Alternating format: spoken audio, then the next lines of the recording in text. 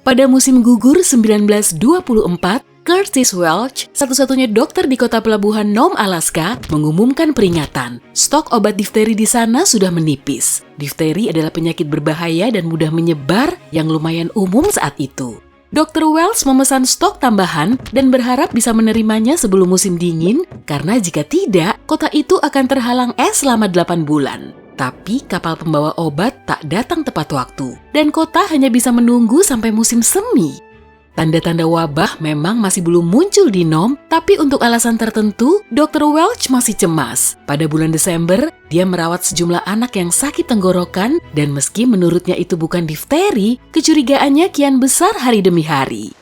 Dan akhirnya, pada Januari 1925, kecurigaannya terbukti. Dr. Welch secara resmi mendiagnosis kasus difteri pertama. Nome adalah rumah bagi sekitar 2.000 penduduk, tapi ada 10.000 penduduk lain yang tinggal di daerah sekitar. Mereka semua berisiko tertular. Dr. Welch memastikan masalah ini sampai ke telinga orang-orang yang berkuasa agar segera memberi bantuan dan komite darurat dibentuk. Sementara kota itu dikarantina. Lebih dari 1 juta unit obat yang cukup untuk menghentikan penyebaran dikumpulkan di satu tempat dan dikirim ke Alaska. Tapi tantangan sebenarnya adalah membawanya ke Nome, sebab pelabuhan di sana masih beku. Rel kereta api terakhir hanya sampai Nenana yang jaraknya 1085 km. Dan pesawat kala itu tidak mampu terbang dalam suhu ekstrem subarktik. Setelah diskusi singkat, disepakatilah satu-satunya solusi, kereta salju anjing. Anjing penarik kereta dan pengemudinya yang disebut Masher adalah kebanggaan Alaska serta pengangkut surat utama karena tak ada transportasi yang dapat melewati area ini. Untuk pengiriman tahun 1925 ini, hanya Masher terbaik yang dipilih. Dr. Welch menghitung bahwa serum ini hanya bisa bertahan kurang dari 6 hari dalam kondisi berat di jalan setapak. Setelah itu, serum perlu dicairkan sehingga anjing-anjing ini harus berlari secepat mungkin. Salah satu Masher terbaik kala itu adalah Leonard Seppala dengan anjing utamanya, seekor Siberian Husky bernama Togo. Kampung halaman mereka di Nome dan mereka merupakan legenda setempat karena menjadi tim tercepat dan tertangguh. Obat ini akan diantar dengan kereta api ke Nenana dan dibawa dari sana oleh anjing dalam 2 tim estafet. Satu tim yang membawa muatan berharga akan mulai bergerak dari Nenana, sementara yang lain akan berlari untuk menemui mereka dari Nome. Titik pertemuannya hampir di tengah-tengah di kota Nulato. Seppala dipilih untuk menempuh jarak lebih dari 600 km pulang pergi dari Nome. Tapi setelah dia berangkat, lebih banyak tim diputuskan untuk ditambahkan ke estafet agar transportasinya lebih cepat, memecah jarak tempuh kurang lebih menjadi 50 km.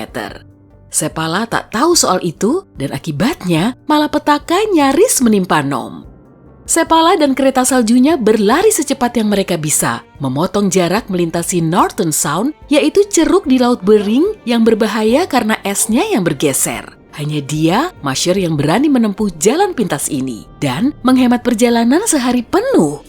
Timnya berhasil melintasi daerah berbahaya itu meski cuacanya mengerikan. Seolah bersekongkol melawan manusia, musim dingin tahun 1925 adalah yang terdingin dalam 20 tahun terakhir dengan angin kencang yang menurunkan suhu sampai minus 70 derajat Celcius.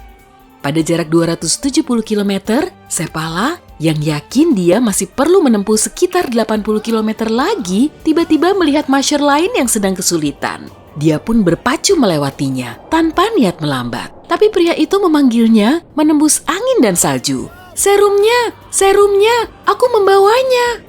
Ternyata, Masher yang pergi dari sisi lain tiba lebih cepat. Pria itu membawa obat yang diperlukan sehari lebih cepat dari jadwal semula dan dia sangat beruntung bisa berpapasan dengan Seppala seperti ini. Jika mereka tidak bertemu, obatnya bisa dengan mudah hilang dan menutup hayat Nome. Seppala mengambil kargo itu darinya dan berputar balik. Malam tiba, dia harus menempuh tempat yang akan menjadi bagian paling berbahaya dalam perjalanan ini. Dia dan anjing-anjingnya beristirahat sejenak dan membulatkan tekad. Dia akan menantang Norton Sound sekali lagi. Angin makin kencang dan badai salju besar dimulai saat Seppala berada di tengah-tengah Norton Sound. Dia takut kawanannya tersesat dan terdampar di arus es. Tapi Togo, anjing utama terpercayanya, memiliki indera penciuman yang sempurna dan memimpin tim dengan sangat yakin. Lalu, Sepala mendengar derit yang mengerikan. Kemungkinan terburuk terjadi. Es di bawah mereka bergerak. Jika es apung terbentuk, seluruh kawanannya bisa terdampar di laut lepas. Dia tidak tahu berapa jarak yang harus mereka tempuh di tengah badai salju ini, sebab jarak pandangnya nyaris nol. Tapi dia mempercayai semua anjingnya, terutama Togo. Jadi, mereka terus maju. Deritnya makin parah, dan Sepala ingin sekali keluar dari sana hidup-hidup sampai dia sangat terkejut ketika kabut salju tiba-tiba sirna dan dia melihat tepi pantai. Mereka berhasil. Akan tetapi, jarak yang panjang masih harus mereka tempuh. Mereka sampai di rumah penginapan di sisi lain Norton Sound dan beristirahat, lalu melanjutkan perjalanan 4 jam berselang. Togo gigih seperti biasa, memimpin timnya maju dan naik menuju Gunung McKinley. Total pendakiannya 12 km. Akhirnya, kawanan kereta salju tiba di kota Golovin, tempat mereka bertemu masyhur berikutnya dan memindahkan kargo. Secara keseluruhan, tim Sepala menempuh jarak lebih dari 420 km dalam 5 hari, mengalahkan setiap kereta salju lainnya dengan selisih yang besar.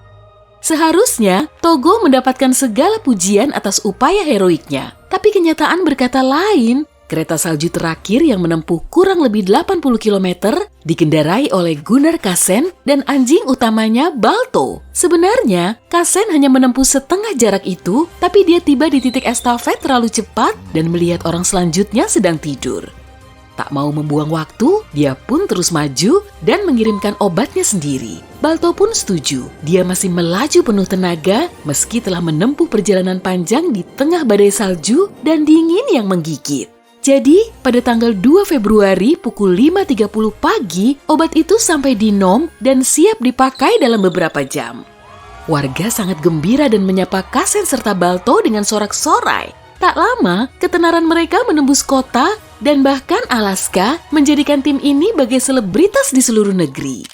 Meski setiap anggota estafet menerima penghargaan dan pujian dari presiden, ketenaran Balto berada di tempat lebih tinggi. Dia menerima kunci simbolis berbentuk tulang dari Los Angeles, sebuah patung di New York, dan bahkan membintangi film. 70 tahun kemudian, kartun berdasarkan peristiwa itu dibuat oleh Disney. Togo juga menerima penghargaannya, tapi perannya dalam apa yang kemudian dikenal sebagai Great Serum Run tidak diakui secara luas. Sepala dan anjing utamanya menempuh perjalanan ke banyak negara bagian di tahun berikutnya dan disambut kerumunan yang bersorak di mana-mana. Akhirnya, mereka memutuskan untuk tinggal di Poland Spring, Maine, tempat Sepala membuka penampungan Siberian Husky. Di sana, Togo hidup penuh cinta dan hormat hingga akhir hidupnya pada 1929. 3 tahun kemudian, Leonard Sepala menjual penampungan anjingnya dan kembali ke Alaska untuk berpartisipasi dalam Olimpiade musim dingin sebagai pengemudi kereta salju anjing. Timnya memenangkan perak. Soal peristiwa Great Serum Run, dia hanya mengatakan satu hal. Dia senang semua terjadi sebagaimana adanya. Tapi satu-satunya hal yang membuatnya kesal adalah Togo tidak diakui sebagai pahlawan sejati dalam peristiwa itu. Akan tetapi, dia akan senang jika seiring berjalannya waktu, anjing pemberani itu akhirnya menerima pujian yang layak dia dapatkan melebihi anjing manapun. Dan itulah yang akhirnya terjadi.